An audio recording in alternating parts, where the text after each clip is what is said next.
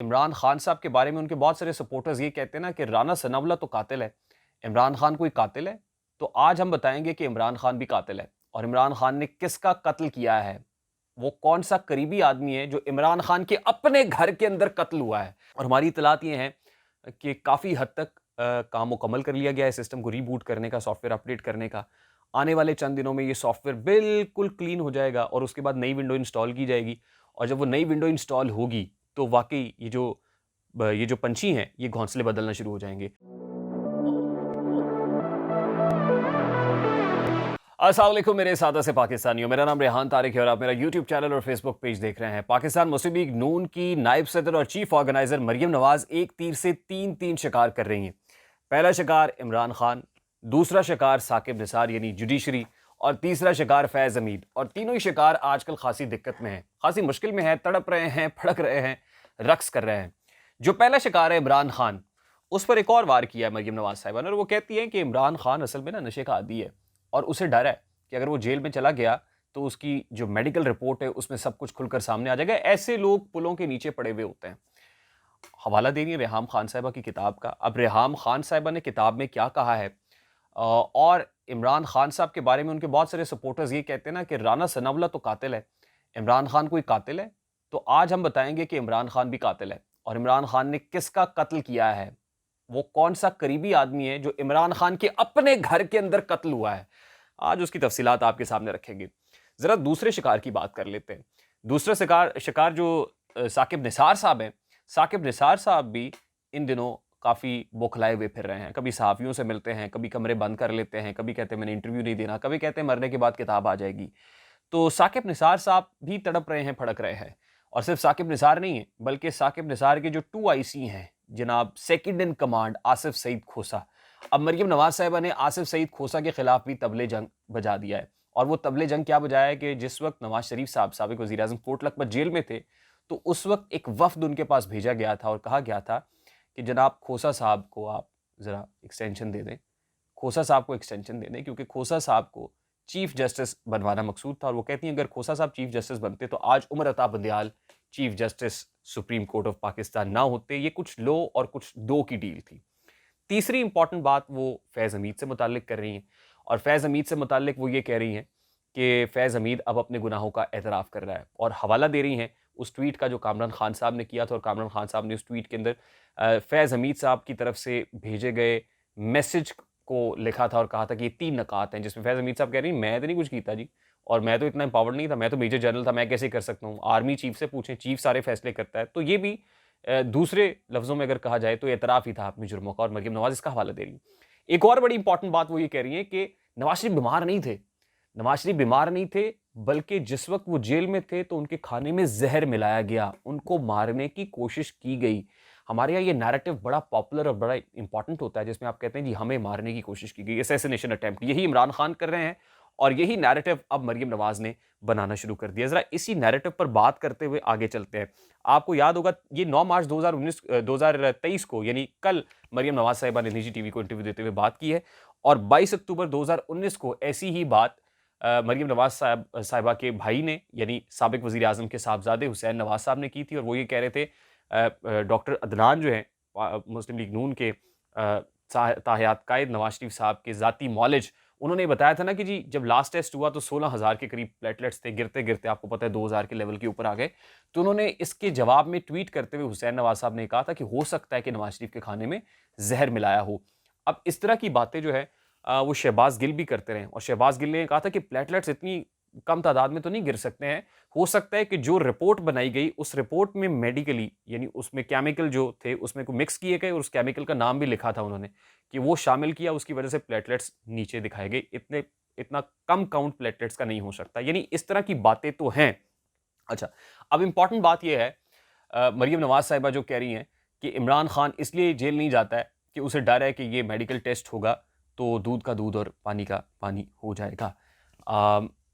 खान साहिबा की किताब क्या है? रेहाम खान साहिबा ने अपनी किताब में वाज़ेह तौर पर लिखा कि उन्होंने कई बार इमरान खान को नशे में धुत देखा और नशे में जब वो धुत देखती थी तो उनकी जो रक्स करती हुई आंखें हैं उनसे बहुत सारे सवाल किया करती थी और वो इसलिए करती थी कि वो ये चाहती थी कि इमरान खान नशा छोड़ दें, लेकिन जब ये सवाल होता तो इमरान खान आर्ग्यूमेंट देते थे और कहते थे कि तुम नशे के बारे में जानती ही क्या हो, और तुम्हें पता है कि ये जो आधा ग्लास कोक का है, ये पीना भी ऐसे ही है जैसे आप शराब पी रहे हैं। यानी कह रही थी कि कोक का ग्लास लें तो समझे कि आधी बोतल शराब की आप पी लिए। इस तरह के आर्गुमेंट्स देते थे, हँसते थे, मज़ाक करते थे, लेकिन इस आदत को छोड़ते नहीं थे। अच्छा, एक और इम्पॉर्टेंट बात जो रेहाम खान साहिबा ने की, और मेरा ख़्याल है कि बहुत सारे सादा से पाकिस्तानियों को नहीं पता, और बहुत सारे लोग जो ये समझते हैं कि इमरान खान ने कत्ल कोई नहीं किया है, तो ज़रा वो वाक़या आपको बताते हैं। इमरान खान साहब के एक बड़े करीबी दोस्त थे, विकी नाम था उनका, और मोबाइल ज़ोन के मालिक थे। मोबाइल ज़ोन नामी कंपनी थी, उसके मालिक थे। वो अमेरिका में ज़्यादातर वक़्त गुज़ारते थे, पाकिस्तान आते थे तो उनकी ख़्वाहिश होती थी इमरान खान साहब से मुलाकात हो। वो कहते हैं जी कि बहुत अरसे से वो इमरान खान साहब को रिक्वेस्ट कर रहे थे कि मुलाकात का मौका दे दें, लेकिन मुलाकात हो कोई नहीं रही थी। मैं गई हुई थी अपने घर में, इमरान खान साहब के घर जो है उनके साहबज़ादे आए हुए थे। एक दिन ओन चौधरी साहब ने मुझे फ़ोन करके कहा कि जी इमरान खान के साहबज़ादे बनीगाला से चले गए हैं, तुम वापस आ जाओ। मैं जब वापस आई तो ओन चौधरी ने एक वाक़या बताया। उन्होंने कहा तुम्हें पता है कि इमरान खान का दोस्त विकी मिलने आया था और उसकी मौत वाक़या हो गई है। अच्छा, वो बड़ा परेशान हुई। इमरान खान से कहती जब मैं मिली तो वो मुस्कुरा रहे थे। इमरान खान साहब ज़ाहिर कर रहे थे कि कोई प्रॉब्लम है ही नहीं, लेकिन कहीं न कहीं परेशानी भी थी। और फिर इमरान खान साहब जब खुले तो बताया कि वो विकी की डेथ हो गई है, और वो कैसे हुई, वो इस तरह से हुई कि वो सर में दर्द महसूस कर रहा था, बेगम से कहा चाय लेके आओ। अगले दिन शाम को जनाब वो उसने जब चाय पिलाई तो विकी साहब फड़क गए। हुआ ये कि कहती है मैंने देखा बनी गाला के अंदर ही कि एक बहुत बड़ी बर्फ़ की बाल्टी पड़ी हुई थी। जब उसने इमरान खान साहब ने ये बताया तो मैंने पूछा कि क्या वो शराबी भी था? तो इमरान खान ने मुस्कुराते हुए कहा, हाँ, तुम्हें कैसे पता है? वो समझ गई।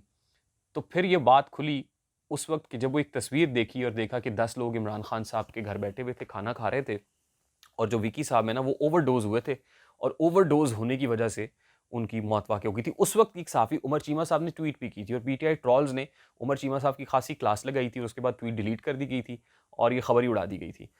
हुआ ये कि वो जो डेड बॉडी बनीगाला के अंदर मौजूद थी, विकी की, इमरान खान साहब के बड़े करीबी दोस्त की, उसको जब ठिकाने लगाना था, क्योंकि लाहौर से वो इस्लामाबाद गए थे मिलने के लिए और वापस डेड बॉडी पहुँचानी थी, तो अगर वहाँ बनीगाला से निकलती और डेड बॉडी लेकर जाई जाती और रास्ते में पकड़े जाते, तो इमरान खान साहब के ऊपर इस कत्ल का बराह रास्त इल्ज़ाम लगना था। उस वक़्त इमरान खान के एक बड़े करीबी दोस्त, कॉलेज फेलो काम आए थे, जो उस वक़्त के इंटीरियर मिनिस्टर थे, और वो थे चौधरी निसार अली खान। चौधरी निसार अली खान ने इमरान खान पर ये एहसान किया था। इमरान खान साहब ने जब ये शेयर किया था तो चौधरी निसार अली खान की स्पेशल इंस्ट्रक्शंस के ऊपर वो गाड़ी फुराटे भरती हुई वापस चली गई विकी के अपने घर पर, और फिर वो तदफीन हो गई। और रेहाम खान साहिबा ये लिखती हैं कि इमरान खान साहब उसकी फैमिली से इजहार ताज़ियत के लिए भी नहीं गए और ना ही जनाजे में शरीक हुए हस्ब रवायत। तो ये बड़ा इंपॉर्टेंट मामला है, बड़ा इंटरेस्टिंग भी है, और मेरा ख्याल है पाकिस्तान तहरीक इंसाफ के बहुत सारे लोगों को नहीं पता है, इसलिए वो कहीं न कहीं ये कहते हैं कि इमरान खान ने तो वो सब कुछ नहीं किया है जो राना सनाउल्लाह ने या दीगर ने किया है, जिनके हाथों के ऊपर जो है मासूमों का खून है या कत्ल का इल्ज़ाम है।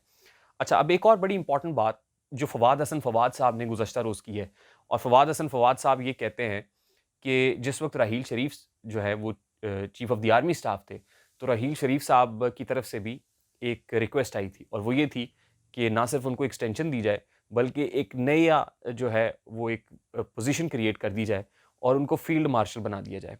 इसमें कोई दो राय नहीं है।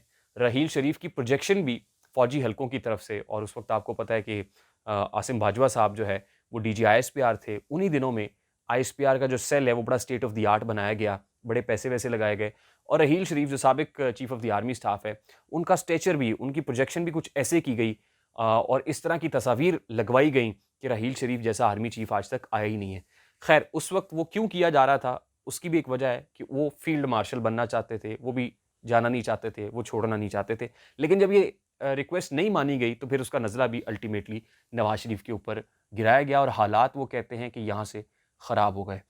तो हालात कहाँ-कहाँ ख़राब थे, अब ये सारी बातें खुलती चली जा रही हैं, ऐसे जैसे परतों की तरह से। जब जैसे-जैसे खुल रही हैं, वैसे-वैसे बहुत सारे क्वार्टर्स एक्सपोज़ हो रहे हैं, और वैसे-वैसे सिस्टम का सॉफ्टवेयर भी अपडेट हो रहा है, रीबूट हो रहा है।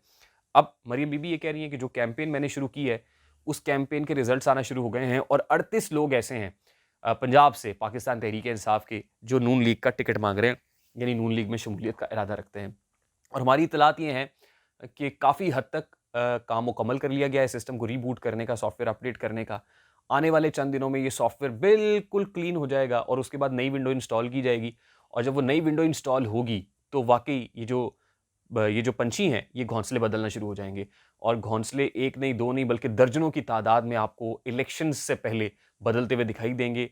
नून लीग के पलड़े में बहुत सारे लोग गिरेंगे आके, पीपल्स पार्टी के पलड़े में आके अपना वजन डालेंगे और अल्टीमेटली एक नई हुकूमत तश्कील पा जाएगी। उस वक्त दौड़ अपनी अपनी है, उस वक्त नून लीग भी अपनी दौड़ लगाएगी, पीपल्स पार्टी भी दौड़ लगाना शुरू कर चुकी है और फिर मौलाना भी दौड़ रहे होंगे। लेकिन आने वाले दिनों में सियासी नक्शे के ऊपर इमरान खान का पोस्टर दिखाई नहीं दे रहा है। मुझे रेहान तारिक को इजाज़त दीजिए, अपना बहुत सारा ख्याल रखिएगा।